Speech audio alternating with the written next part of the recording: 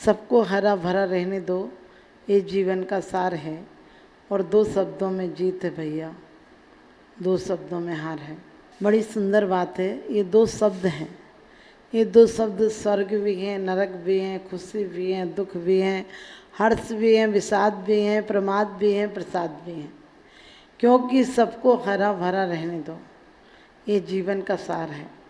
हम रोज पढ़ते हैं, सुखी रहें सब जीव जगत के, कोई कभी न घबरावे, बैर पाप अभिमान छोड़ जग नित्य नए मंगल गावे।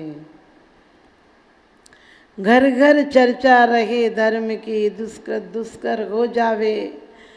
और क्या सुंदर बात कही, घर घर चर्चा रहे भगवान, और दुर्जन भी, दुष्ट भी, घमंडी भी सब सद्भाव से युक्त हो जाएं।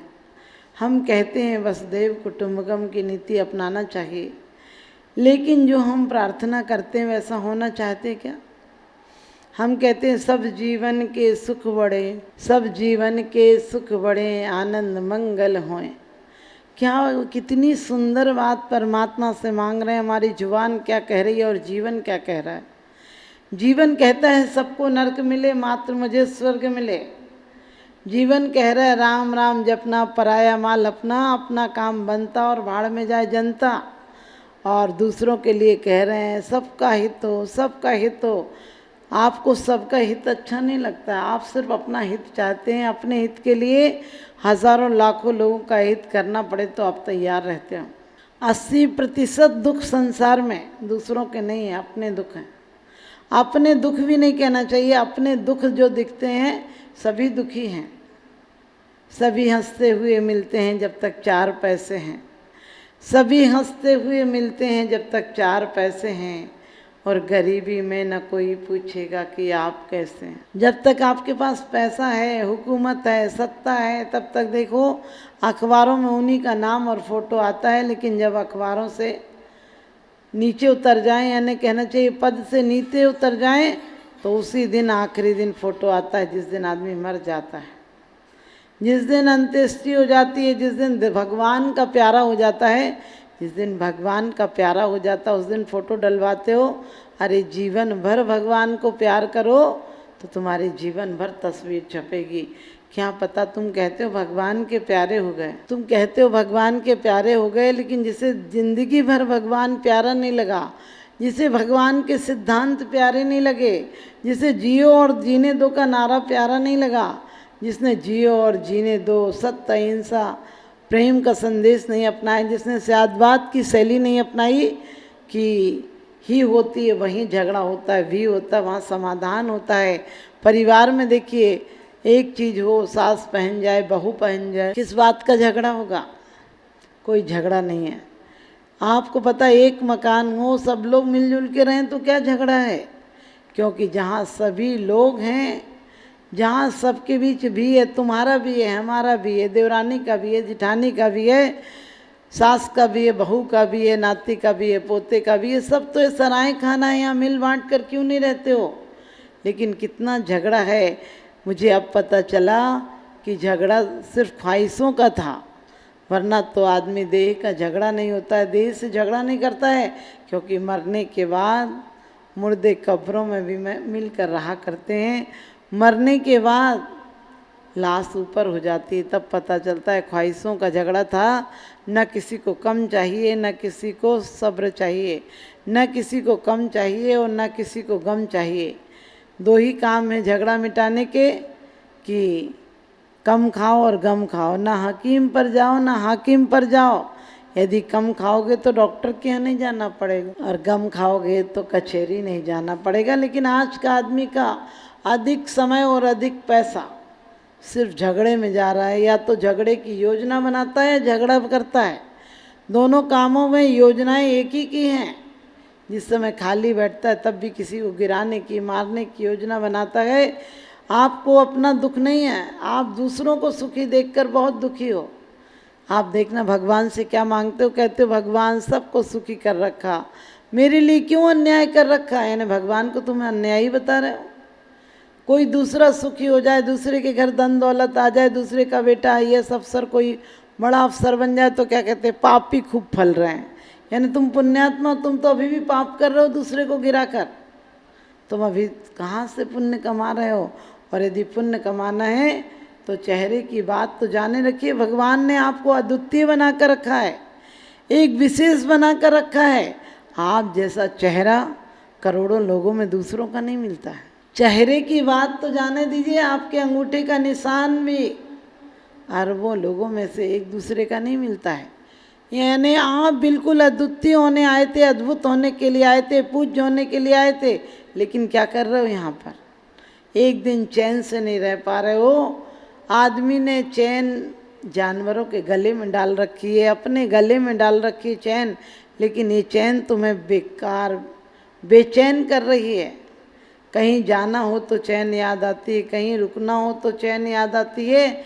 चैन आपको जीवन भर बेचैन करे रहती है। और कहते हैं सोना सोने नहीं देता, यदि ढंग से सोना है तो जागना चालू कर दो। आप कहेंगे रात को जागने लगे, नहीं, जागरण हो जाए कि ये दुनिया सबको मिलने लायक है, सबको हक मिलना चाहिए। परमात्मा सबको मिलने के बाद जो बचे वो मेरी झोली में डाल देना, जो बचे सबको देने के बाद तो तुम्हें परमात्मा बहुत देगा। लेकिन हम सोने के पीछे कहा भी है, कनक कनकते 100 गुणी, मादकता अधिकाय, या खाए बोराए सब बाप पाए बोराए। सोना होता है तो आदमी जमीन पर पैर नहीं पड़ते, इसीलिए आजकल नकली सोना चलने लगा। सोने चांदी से कम नहीं, और खो जाए तो गम नहीं। लेकिन आज भी तुम्हारी नीयत, तुम्हारी पद्धति ऐसी है, किसी अमीर आदमी को नकली पहने भी देखोगे तो तुम ऐसी लालायत आंखों से देखते हो जैसे वो तुम्हें उतार के ही दे देगा। बोले देखो कितना सोना पहने थे। और यदि गरीब आदमी बामुश्किल बड़ी कठिनाई से एक चैन भी बनवा लेगा तो तुम उसे पूछते नहीं हो, कहने लगा अरे चैन सोने की पहनेगा क्या, नकली पहन रखे हो। चैन डकैतों की बस्ती में भी धड़कती है, और चैन अमीरों की बस्ती में भी कलेजे को धड़का देती है। क्योंकि अमीरों के में लगता है कोई देख ले कि मैं पड़ी हूँ, और गरीबों की डकैतों की बस्ती में जाते हो तो डर लगता है कोई देख लेगा तो गला ही साफ कर देगा। क्योंकि ये अहंकार बड़ी हर तरह से चुभाता है, हर तरह से परेशान करता है।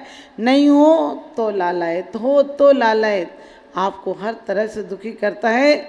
और एक औरत ने भी, एक बूढ़ी औरत थी, बहुत गरीब थी, उसने जीवन में तो पक्का मकान बना नहीं पाई, अपने झोपड़े कोई ढंग ढिक से थोड़ा मिट्टी उट्टी लगा के सही कर लिया, और उसने एक सोने की अंगूठी बनवा रखी। अंगूठी बनवा रखी थी, वो प्रसाद बांटती, बार बार हाथ ऊपर करती, बार बार हाथ ऊपर करती, और कहते हैं कि किसी ने देखी नहीं उसकी अंगूठी, या गरीब पहने भी तो कौन देखता है कि सोने की होगी। और उसने बुलापे में सबको 2-2 बतासे दिए, पहले बतासे ही चलते थे, और 2-2 बतासे दिए, लेकिन कोई भी उससे पूछ के नहीं गया कि जीजी तूने कब बनवाई ये सोने की चीज़।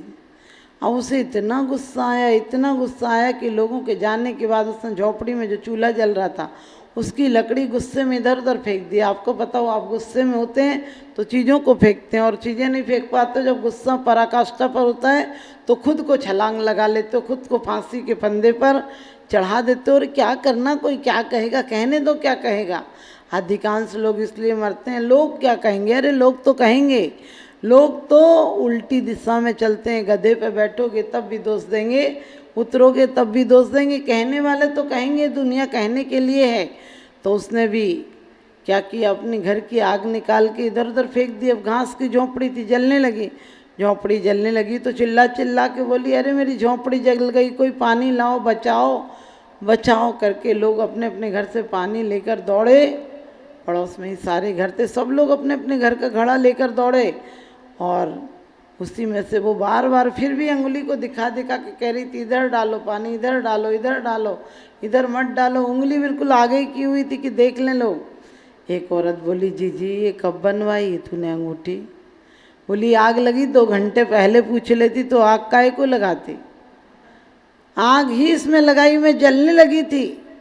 मेरे अंदर लगने लगा था कि इतना बढ़िया झोंपड़ा सजाया, तो भी मिठाई भी बांटी, झोंपड़ा भी सजाया, लोगों को बुलाया भी, सिर्फ इसलिए बुलाया था कि कोई पूछ तो ले कि मैं कहाँ डली हूँ। आदमी पूछ के कारण बड़ा परेशान है। आपको पता है, किसी पार्टी में जाओ, किसी फंक्शन में जाओ, किसी राजनीतिक नेताओं की सभा में जाओ और सोच कर जाओ तुम्हें मुख्य अतिथि बनाया जाएगा और लोग पूछे नहीं तो सच बताना। तुम्हें कैसा लगता है कि वहीं से अभी भाग जाओ और भाग कर उसकी जितनी बुराई कर सको उतनी बुराई करो, क्योंकि आपको नहीं पूछा। ये पूछ बड़ी परेशान करती है।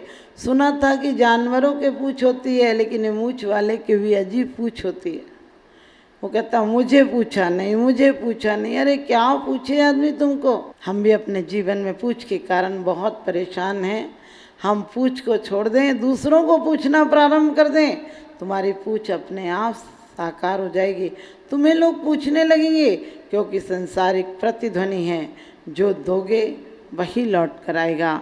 तो आप चाहते हैं कि आपको प्रेम मिले तो सिर्फ प्रेम दो, चाहते हो कि घृणा दो और प्रेम मिले। दुनिया का दस्तूर ऐसा नहीं है। दुनिया तो प्रतिध्वनि है, दुनिया तो आपका व्यापार है। जो दोगे, जिसका व्यापार रखोगे उसी के ग्राहक आएंगे। तो आप अपने जीवन में सद्गुणों का व्यापार करें। देना हो तो खुशी दें। आपके जीवन में भगवान ने हजारों खुशियाँ दी हैं, लेकिन तुम उसकी तरफ नहीं देखते हो। उसकी तरफ देखना प्रारंभ करो। हर व्यक्ति को, हर जीव को अपने कुटुंब का बंधु समझो। बस तुम्हारा दुख दर्द परेशानी आज समाप्त हो जाएगी। आप सबकी दुख दर्द परेशानियाँ समाप्त हों, मेरा ऐसा शुभाशीष।